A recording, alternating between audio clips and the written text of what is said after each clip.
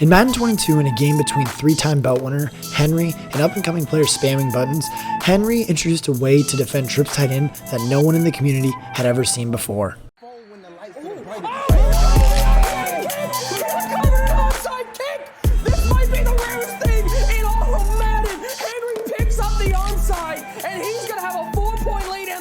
This defense is so unique and able to lock up trips because of these three key factors. First, the alignment. What makes the way so special about how Henry runs this defense is the alignment.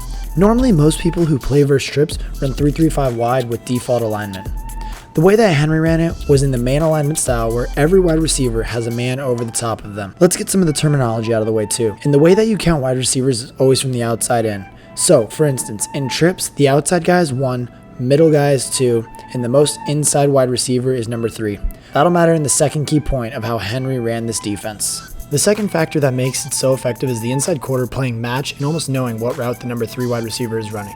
To make this adjustment on defense, we have to make sure our zone drops are off to begin.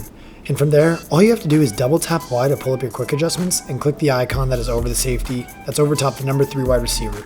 Then by simply pressing our right stick to the right, we put him in an inside quarter. Because of the mind reading ability the safety gets when you put him in an inside quarter over top the number 3 wide receiver.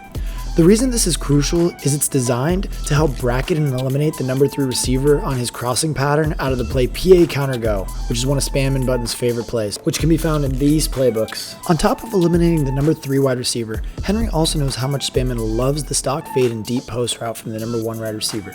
So he puts the ability one step ahead on his cornerback to counter the short out elite Spamman had on his wide receiver 1 to allow his corner to not get beat in one-on-one man coverage, and allow Henry to get a big sack in the first quarter. What do you mean by that? Now, you're probably asking, why doesn't Spamman just run a simple post-slant combo to the safety that was in man coverage on the tight end to get an easy gain? Before we get to that point, if you guys have stuck around this long and are enjoying the breakdown, make sure to check me out on Twitch and hit that subscribe and like button so that way I know you liked the video. That brings me to my third key reason Henry designed a defense like this.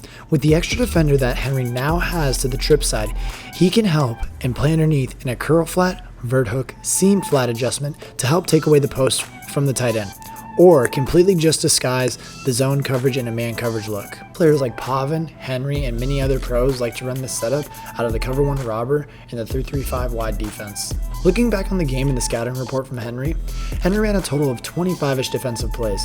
Of those 25 plays, 31% were pure zone, 19% were pure man, and the remaining 50 were Henry's hybrid defense, only allowing 151 yards and 1 touchdown from the Spam and Buttons offense, and helping Henry secure the victory 28-20, while on his road to claiming his first belt of that year.